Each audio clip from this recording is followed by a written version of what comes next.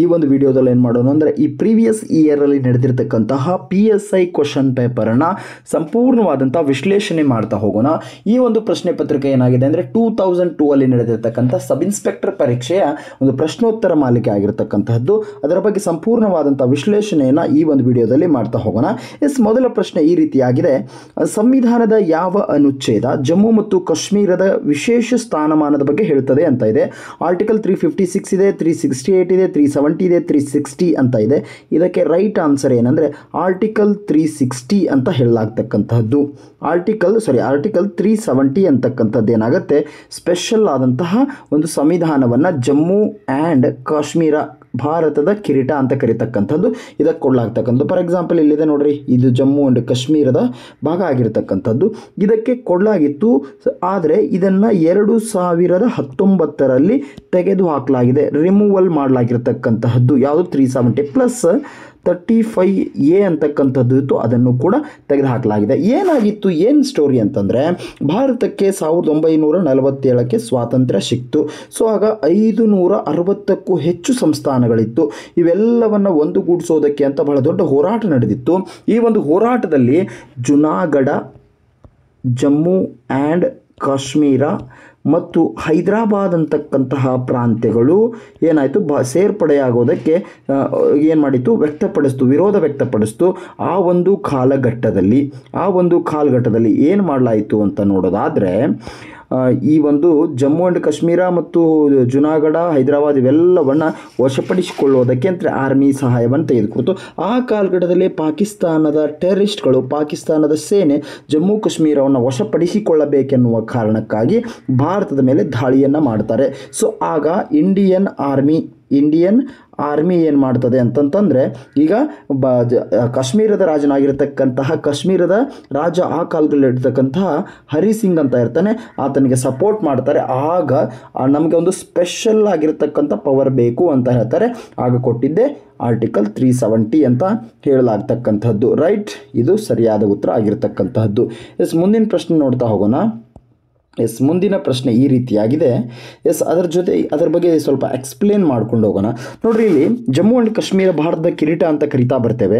So ಏನಿದು ಜಮ್ಮು ಕಾಶ್ಮೀರದ ವಿಷಯ ಇಷ್ಟೆಲ್ಲ ಆಗಿದೆ ಅಂತಂದರೆ, ನೋಡ್ರಿ, ಇದು ಜಮ್ಮು ಕಾಶ್ಮೀರದ ಬಾರ್ಡರ್ ಈಗ ನಾನು ಹಾಕ್ತಾ ಇದ್ದೀನಲ್ಲ, ಇದು ಎಲ್ಲ ಸಂಪೂರ್ಣವಾದ ಜಮ್ಮು ಆ್ಯಂಡ್ ಕಾಶ್ಮೀರ ಆಗಿರತಕ್ಕಂಥದ್ದು.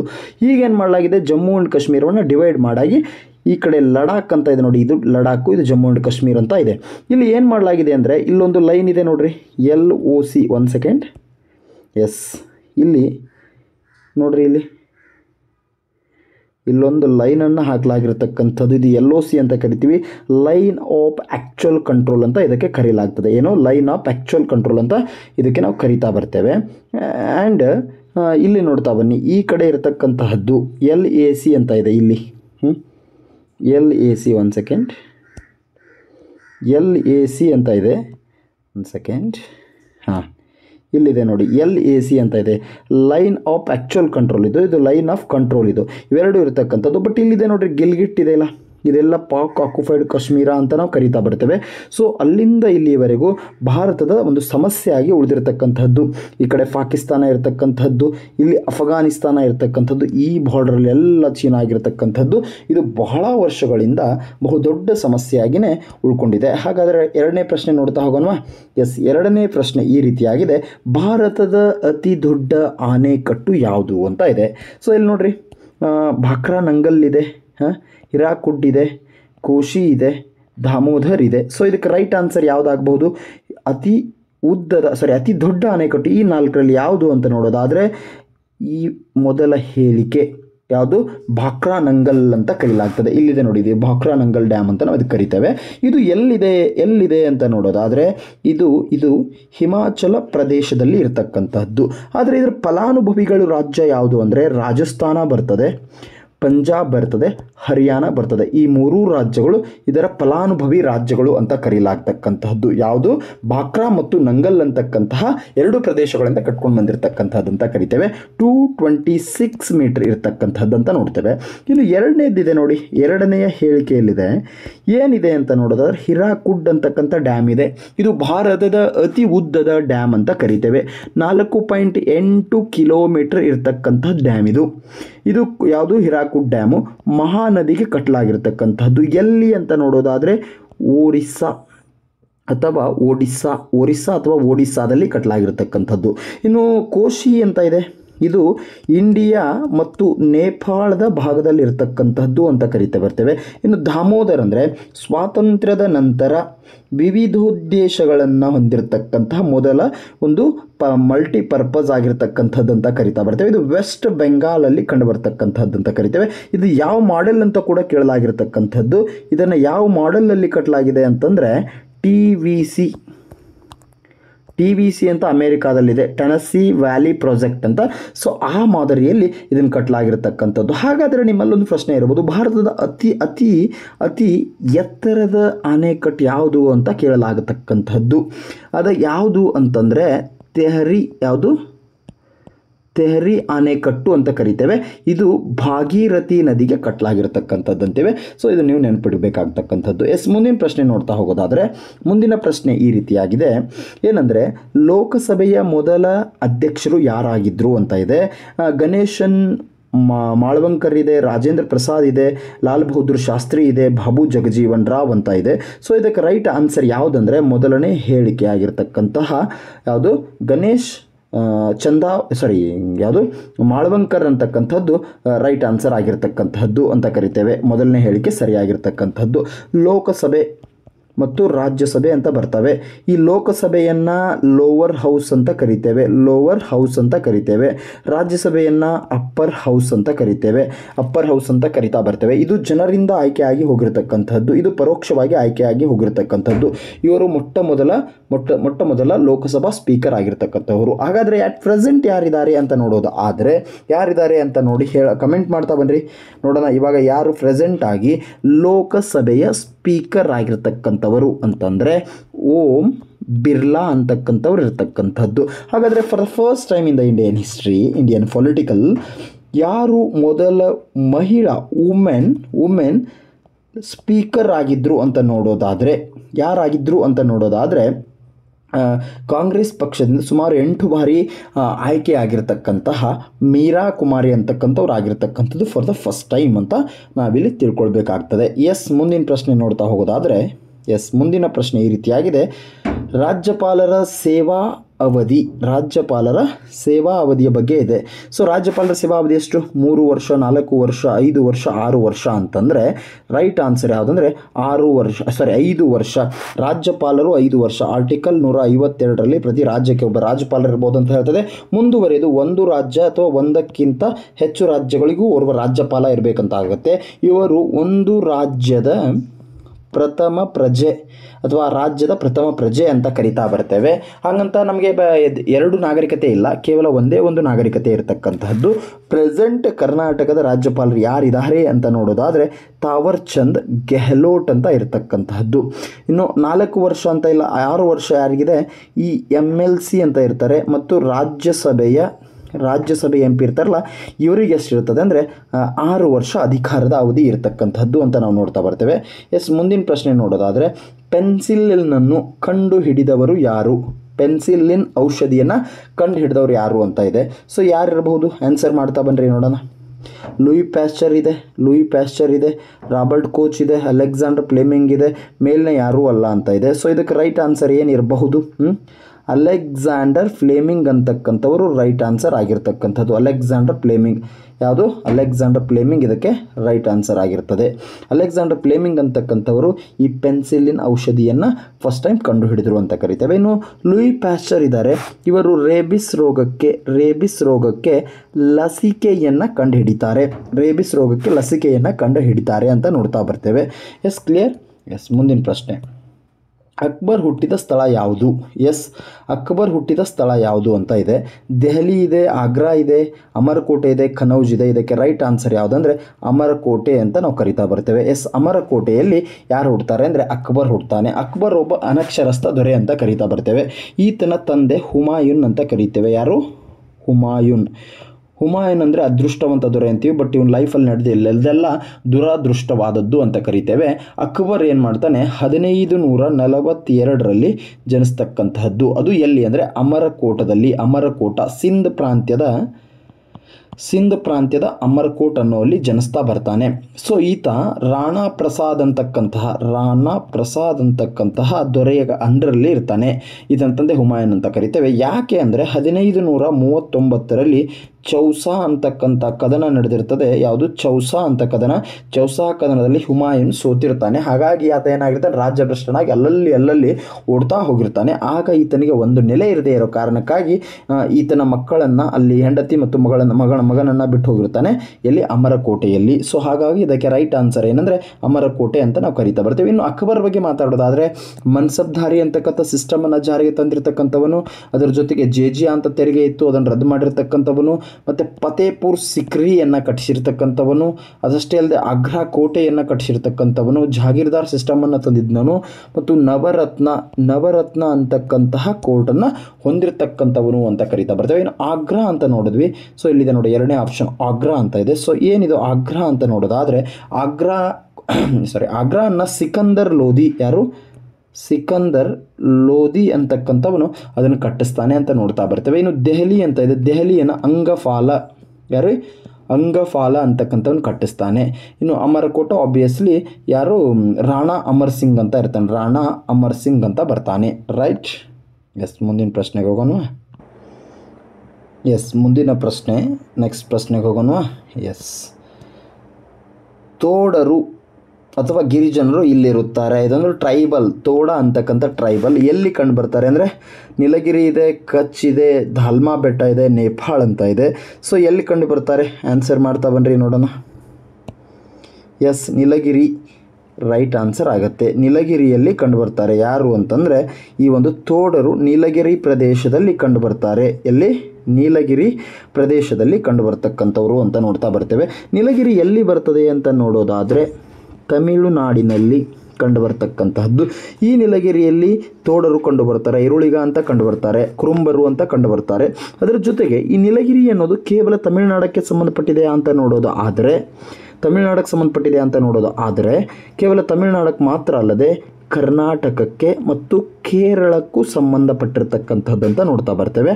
ಈ ಭಾರತದ ಈ ರೀತಿಯಾದಂಥ ಸೌತ್ ಫಾಲ್ಟ್ ಬರಬೇಕಂದ್ರೆ ಇಲ್ಲಿ ಕರ್ನಾಟಕ ಬರ್ತಕ್ಕಂಥದ್ದು, ಹೌದಲ್ಲ, ಇಲ್ಲಿ ಕೇರಳ ಬರ್ತಕ್ಕಂಥದ್ದು, ಇಲ್ಲಿ ತಮಿಳುನಾಡು ಬರ್ತದೆ. ಈ ಸೆಂಟರ್ ಪಾಯಿಂಟಲ್ಲಿ ಇರತಕ್ಕಂಥದ್ದು ಅಂದರೆ ಈ ಈಸ್ಟರ್ನ್ ಘಾಟ್ಸು ಮತ್ತು ವೆಸ್ಟರ್ನ್ ಘಾಟ್ಸ್ ಎರಡನ್ನೂ ಸಂಧಿಸ್ತಕ್ಕಂಥದ್ದು ಎಲ್ಲಿ ಅಂತ ನೋಡೋದಾದರೆ ಈ ಒಂದು ಯಾವುದು ನೀಲಗಿರಿಯಲ್ಲಿ ಅಂತ ನಾವು ಕಂಡುಬರ್ತದೆ ಅಂತ ನಾವು ನೋಡ್ತಾ ಬರ್ತೇವೆ.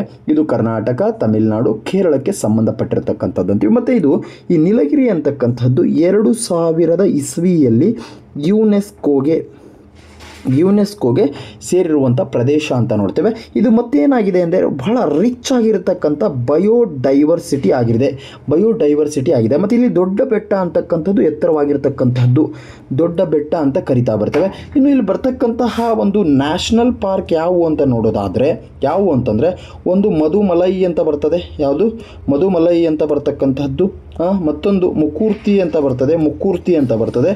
ಮತ್ತೊಂದು ಸೈಲೆಂಟ್ ವ್ಯಾಲಿ ಅಂತಕ್ಕಂಥದ್ದು ಕಂಡು ಬರ್ತದೆ. ಸೊ ಅದರ ಜೊತೆಗೆ ಇಲ್ಲಿ ಯಾವ್ಯಾವ ಈ ತೋಡರ ಜೊತೆಗೆ ಯಾವ್ಯಾವ ಕಂಡು ಬರ್ತಾವಂತ ನಾನು ಹೇಳಿದೆ.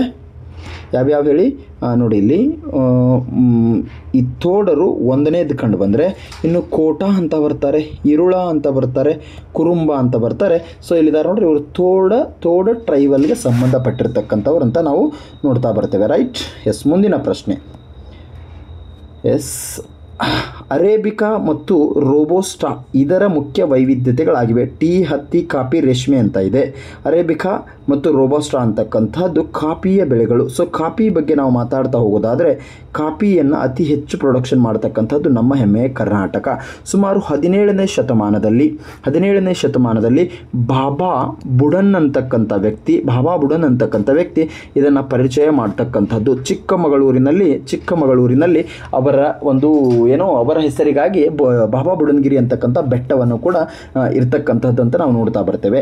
ಇನ್ನು ಟೀಯನ್ನು ಅತಿ ಹೆಚ್ಚು ಬೆಳೀತಕ್ಕಂಥದ್ದು ಯಾವುದು ಅಂತ ನಾವು ನೋಡೋದಾದರೆ, ಈಗ ಕಾಫಿಯನ್ನು ಕರ್ನಾಟಕ ಅತಿ ಹೆಚ್ಚು ಪ್ರೊಡಕ್ಷನ್ ಮಾಡಿದ್ರೆ, ಇನ್ನು ಟೀಯನ್ನು ಯಾವ ರಾಜ್ಯ ಅತಿ ಹೆಚ್ಚು ಪ್ರೊಡಕ್ಟ್ ಮಾಡುತ್ತೆ ಅಂತ ನೋಡೋದಾದರೆ ನಾವು ಅಸ್ಸಾಂ ಅಂತ ನೋಡ್ತೀವಿ. ಅಸ್ಸಾಂ ಹಿಂಗೆ ಬೆಟ್ಟ ಗುಡ್ಡಗಳಿಂದ ಕೂಡಿರ್ತಕ್ಕಂಥದ್ದು. ಸೊ ಅದು ಅತಿ ಹೆಚ್ಚು ಪ್ರೊಡಕ್ಷನ್ ಮಾಡ್ತಕ್ಕಂಥದ್ದು ಅಂತ ನೋಡ್ತೀವಿ. ಇನ್ನು ಕಾಟನ್ ಅಂತ ಬಂದರೆ ಗುಜರಾತು ಮತ್ತು ಮಹಾರಾಷ್ಟ್ರ ಪ್ರೊಡಕ್ಷನ್ ಮಾಡ್ತದೆ. ಇನ್ನು ರೇಷ್ಮೆ ಕೂಡ ಕರ್ನಾಟಕದಲ್ಲಿ ಹೆಚ್ಚಾಗಿ ರೇಷ್ಮೆಯನ್ನು ಬೆಳೀತಕ್ಕಂಥದ್ದು ಅಂತ ನೋಡ್ತೇವೆ. ಅದರಲ್ಲೂ ಅರೇಬಿಕಾ ಮತ್ತು ರೋಬಸ್ಟಾ ಅಂತಕ್ಕಂಥದ್ದು ಇವೇನಾಗಿರ್ತಕ್ಕಂಥದ್ದು ಅಂತಂದರೆ ಇವು ಕಾಫಿಯ ಬೆಳೆಗಳು ಅಂತ ನೋಡ್ತಾ ಬರ್ತೇವೆ. ರೈಟ್.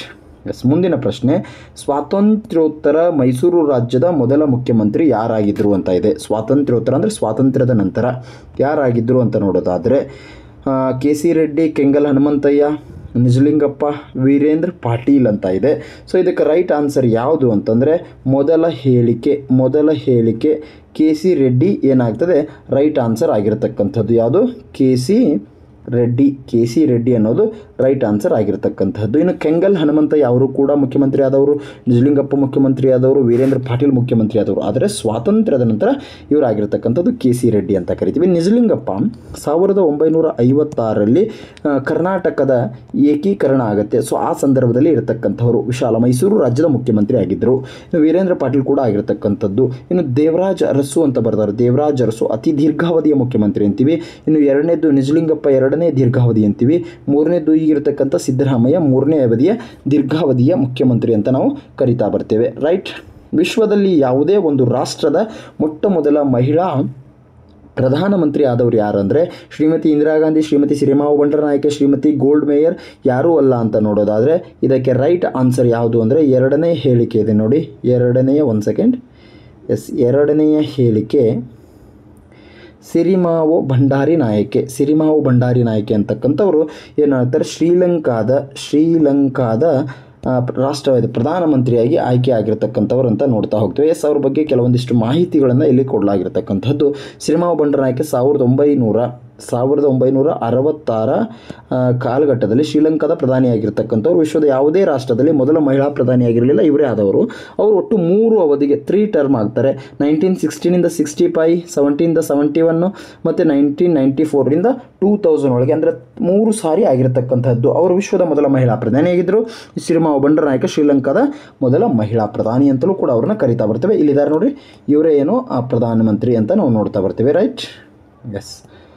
ಲಿಬಿಯಾದ ರಾಜಧಾನಿ ಯಾವುದು? ಎಸ್, ಲಿಬಿಯಾ ಅಂತಕ್ಕಂಥ ಒಂದು ಕಂಟ್ರಿ ಬರ್ತದೆ. ಅದರ ರಾಜಧಾನಿ ಯಾವುದು ಅಂದರೆ ಟ್ರಪೋಲಿ ಅಂತ ಕರಿತಾ ಬರ್ತೇವೆ. ಲಿಬಿಯಾ ಅನ್ನೋದು ಯುರೋಪಲ್ಲಿ ಕಂಡು ಬರತಕ್ಕಂತಹ ಒಂದು ರಾಷ್ಟ್ರ ಅಂತ ನಾವು ಅದಕ್ಕೆ ಕರಿತಾ ಬರ್ತೇವೆ. ಇನ್ನು ಢಾಕಾ ಈ ರಾಷ್ಟ್ರದ ನಾಣ್ಯ ಆಗಿರ್ತಕ್ಕಂಥದ್ದು. ಢಾಕಾ ನೋಡ್ರಿ, ಬಾಂಗ್ಲಾದೇಶದ ರಾಜಧಾನಿ ಯಾವುದು ಅಂದರೆ ಢಾಕಾ ಅಂತೀವಿ. ಅದರ ಕರೆನ್ಸಿ ಯಾವುದು ಅಂದರೆ ಟಾಕಾ ಅಂತ ಕರಿತಾ ಬರ್ತೀವಿ. ಜಪಾನದು ಯೆನ್ ಅಂತ ಬರ್ತದೆ, ಅದೆಲ್ಲ ಪಾಕಿಸ್ತಾನ ರೂಪಾಯಿ ಅಂತ ಬರ್ತದೆ. ಇನ್ನು ಮಯನ್ಮಾರ್ದು ಒಂದೇನೋ ಬರ್ತದೆ, ಕಮೆಂಟ್ ಮಾಡ್ತಾ ಬನ್ನಿರಿ ನೋಡೋಣ. ಮಯನ್ಮಾರ್ದು ಐ ಥಿಂಕ್ ಮಯನ್ಮಾರ್ದು ಕರೆನ್ಸಿ ಯಾರಾದರೂ ಗೊತ್ತಿದ್ರೆ ಕಮೆಂಟ್ ಮಾಡಿರಿ. ಎಸ್, ಕ್ಯಾಟ್ ಅಂತ ಬರ್ತದೆ. ಎಸ್, ಕ್ಯಾಟ್ ಅಂತಕ್ಕಂಥದ್ದು ಮಯನ್ಮಾರ್ನ ಕರೆನ್ಸಿ ಅಂತ ನಾವು ನೋಡ್ತಾ ಬರ್ತೀವಿ. ರೈಟ್. ಪೆನ್ಸಿಲನನ್ನು ಭಾರತಕ್ಕೆ ಪರಿಚಯಿಸಿದವರು ಯಾರು? ಎಸ್, ಪೆನ್ಸಿಲನನ್ನು ಭಾರತಕ್ಕೆ ಪರಿಚಯಿಸಿದವರು ಯಾರು?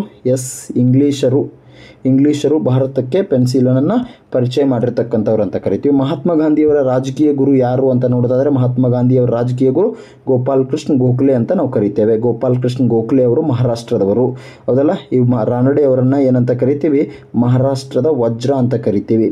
ಟಾಲ್ಸ್ಟಾಯಿಂದ ಇವರೇನು ಇನ್ಸ್ಪಿರೇಷನನ್ನು ಪಡ್ಕೊಂಡಿರ್ತಕ್ಕಂಥವ್ರು ಯಾರು ಅಂತ ನೋಡೋದಾದರೆ ಯಾರು ಅಂದರೆ ಗಾಂಧೀಜಿಯವರು ಅಂತ ನೋಡ್ತೇವೆ. ಇನ್ನು ಬಾಲ್ ಗಂಗಾಧರ್ ತಿಲಕ್ ಏನಿದಾರಲ್ಲ ಅವರು ಏನು ಮಾಡ್ತಾರೆ, ಹೋಮ್ ರೂಲ್ ಲೀಗನ್ನು ಸ್ಟಾರ್ಟ್ ಮಾಡಿ ಸ್ವಾತಂತ್ರ್ಯ ಹೋರಾಟಕ್ಕೆ ಬೆಂಬಲವನ್ನು ಸೂಚಿಸಿರತಕ್ಕಂಥದ್ದು. ಭಾರತೀಯ ಸಶಸ್ತ್ರ ಪಡೆಯ ಸರ್ವೋಚ್ಚ ದಂಡನಾಯಕ ಯಾರು ಅಂತ ಪ್ರಶ್ನೆ ಕೇಳಲಾಗಿದೆ. ಇದಕ್ಕೆ ರೈಟ್ ಆನ್ಸರ್ ಏನಪ್ಪ ಅಂತಂದರೆ ಫೀಲ್ಡ್ ಮಾರ್ಷಲ್, ಸೇನೆಯ ಮುಖ್ಯಾಧಿಕಾರಿ, ಪ್ರಧಾನಮಂತ್ರಿ, ರಾಷ್ಟ್ರಪತಿ. ಅಂದರೆ ಇದಕ್ಕೆ ಸರಿಯಾದ ಉತ್ತರ ಭಾರತದ ರಾಷ್ಟ್ರಪತಿ ಅಂತ ನಾವು ನೋಡ್ತೇವೆ. ರೈಟ್. ಎಸ್, ಮುಂದಿನ ಪ್ರಶ್ನೆ ನೋಡಿ. ಸಿಖ್ಖರ ಧರ್ಮಗ್ರಂಥ ಯಾವುದು ಅಂತ ನೋಡೋದಾದರೆ ಗ್ರಂಥ ಸಾಹೇಬ, ಜಿಯೋನ, ಆನಂದಪುರ ಸಾಹೇಬ, ಮೇಲ್ನ ಯಾವುದು ಅಲ್ಲ ಅಂತಂದರೆ ಇದಕ್ಕೆ ರೈಟ್ ಆನ್ಸರ್ ಯಾವುದು ಅಂದರೆ ಆನಂದ ಸಾಹೇಬ. ಸರಿ, ಇದು ಮೊದಲನೇ ಹೇಳಿಕೆ ರೈಟ್ ಆಗಿರ್ತಕ್ಕಂಥದ್ದು, ಹೌದಲ್ಲ. ಎಸ್, ಆನಂದ ಸಾಹೇಬ, ಗುರುಗ್ರಂಥ ಸಾಹೇಬ ಅರ್ಜುನ್ ದೇವ್ ಅಂತಕ್ಕಂಥವ್ರು ಬರಿತಾ ಹೋಗ್ತಾರೆ. ಎಸ್, ಮುಂದಿನ ಪ್ರಶ್ನೆ, ಪಂಚಾಯತ್ ರಾಜ್ ಸಂಸ್ಥೆಗೆ ಸಾಂವಿಧಾನಿಕ ಸ್ಥಾನಮಾನ ನೀಡಲು ತಿದ್ದುಪಡಿ ಮಾಡಲಾಗಿರ್ತಕ್ಕಂಥ ತಿದ್ದುಪಡಿ ಯಾವುದು ಅಂತ ನೋಡಲಾಗಿದೆ. 72, 74, 73, 75 ಅಂತ ಇದೆ. 73 ರೈಟ್ ಆನ್ಸರ್ ಆಗಿರ್ತಕ್ಕಂಥದ್ದು. ಯಾವುದು? 73 ರೈಟ್ ಆನ್ಸರ್ ಆಗಿರ್ತಕ್ಕಂಥದ್ದು. ಯಾವಾಗ ಅಂತ ನೋಡೋದಾದರೆ 1993ಯಲ್ಲಿ 1993ರಲ್ಲಿ ಅಂತ ನಾವು ನೋಡ್ತೇವೆ. ಎಸ್, ಮುಂದಿನ ಪ್ರಶ್ನೆ ನೋಡೋದಾದರೆ ಕೆಳಗಿನವುಗಳಲ್ಲಿ ಯಾವುದು ಅಖಿಲ ಭಾರತ ಸೇವೆಯ ಹೊರತಾಗಿದೆ? ಕೆಳಗಿನವುಗಳಲ್ಲಿ ಯಾವುದು ಅಖಿಲ ಭಾರತ ಸೇವೆಯಿಂದ ಹೊರತಾಗಿದೆ? ಭಾರತದ ಆರ್ಥಿಕ ಸೇವೆ, ಭಾರತೀಯ ಆಡಳಿತ ಸೇವೆ, ಭಾರತೀಯ ಅರಣ್ಯ ಸೇವೆ, ಭಾರತೀಯ ಪೊಲೀಸ್ ಸೇವೆ ಅಂತ ಇದೆ.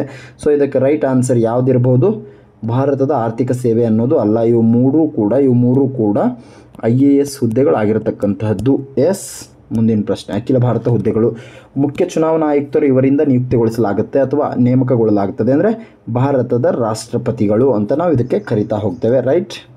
ಶಾರದಾ ಕಾಯ್ದೆ ಇದಕ್ಕೆ ಸಂಬಂಧಿಸಿದೆ. ಶಾರದಾ ಕಾಯ್ದೆ ಈ ಕೆಳಗಿನ ಯಾವುದಕ್ಕೆ ಸಂಬಂಧಪಟ್ಟಿದೆ ಹೇಳ್ರಿ ನೋಡೋಣ. ಶಾರದಾ ಕಾಯ್ದೆ ಅಂತಕ್ಕಂಥದ್ದು ಸತಿ ಪದ್ಧತಿ ಇದೆ, ಬಾಲ್ಯ ವಿವಾಹ ಇದೆ, ಶಿಶು ಪದ್ಧತಿ ಇದೆ, ವಿಧವಾ ಪುನರ್ವಿವಾಹ ಅಂತ ಇದೆ.